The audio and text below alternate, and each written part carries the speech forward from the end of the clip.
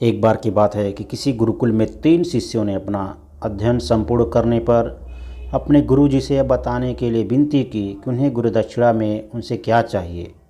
गुरुजी पहले तो मंद मंद मुस्कुराए और बड़े स्नेहपूर्वक कहने लगे, मुझे तुमसे गुरुदक्षिणा में 1 थैला भर सूखी पत्तियां चाहिए, ला सकोगे? वे तीनों मन ही मन बहुत प्रसन्न हुए, क्योंकि उन्हें लगा कि बड़ी आसानी से अपने गुरुजी की इच्छा पूरी कर सकेंगे। सूखी पत्तियां तो जंगल में बहुत सारी बिखरी मिल जाएंगी। वे उत्साहपूर्वक गुरुजी से बोले, गुरुजी, हम आपकी इच्छा पूरी करेंगे, हम सूखी पत्तियां आपको लाके दे सकते हैं। गुरुजी की इच्छा का मान रखते हुए वे आसपास के जंगल में खोजने लगे। जैसे ही जंगल में पहुँचे, वहाँ पे उनको देखकर बड़ा आश्चर्य हो गया कि वहाँ पे तो बस केवल 1 मुट्ठी सूखी पत्तियां ही बची थी। वे सोच में पड़ गए, आखिर जंगल से इतनी सारी सूखी पत्तियां कौन उठा ले गया होगा। इतने में उन्हें दूर से आता हुआ कोई किसान दिखाई दिया। वे उसके पास पहुंचकर उनसे विनम्रतापूर्वक कहने लगे कि कृपया 1 थैले सूखी पत्तियां हमें दे दें, हमें गुरुजी की इच्छा पूरी करनी है। लेकिन किसान ने उसे क्षमा मांगते हुए कहा कि मैं आपकी कोई मदद नहीं कर सकता, क्योंकि उसने सूखी पत्तियों का ईंधन के रूप में पहले उपयोग कर लिया है। अब ये गांव में एक बूढ़ी गांव के पास आप व्यापारी के पास जाइए। वहां पहुंचकर एक व्यापारी को देखा तो बड़ी उम्मीद से उसके पास 1 थैला सूखी पत्तियां लेने के लिए प्रार्थना करने लगे। लेकिन उन्हें फिर से एक बार निराशा ही हाथ लगी, क्योंकि उस व्यापारी ने तो पहले ही कुछ पैसे कमाने के लिए सूखी पत्तियों को दोने बनाकर बेच दिया करता था।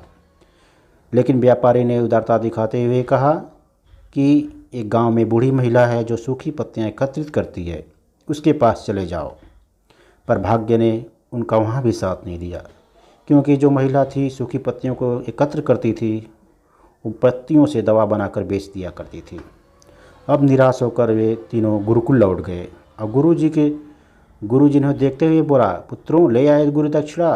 तीनों ने सर झुका लिया और बताया। गुरुजी ने 2 बार पूछे तो एक ने बताया कि गुरुजी,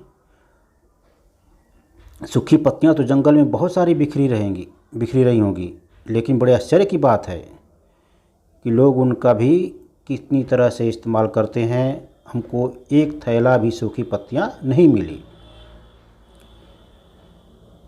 गुरुजी फिर पहले की तरह मुस्कुराते हुए प्रेम पूर्वक बोले, निराश क्यों होते हो, प्रसन्न हो जाओ। और यही ज्ञान है कि सूखी पत्तियां भी व्यर्थ नहीं हुआ करती, बल्कि उनके भी अनेक उपयोग हुआ करते हैं। मुझे गुरुदक्षिणा के रूप में जो बचा है वही दे दो। तीनों शिष्यों ने गुरुजी को प्रणाम करते हुए खुशी खुशी अपने घर चले गए। यह कहानी सुनकर एक शिष्य बोला, गुरुजी, कहानी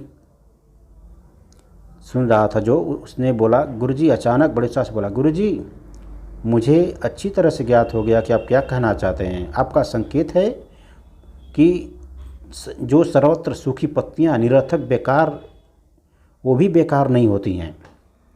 तो हम कैसे किसी वस्तु व्यक्ति को महत्वहीन और बेकार समझ सकते हैं और उसका तिरस्कार कर सकते हैं।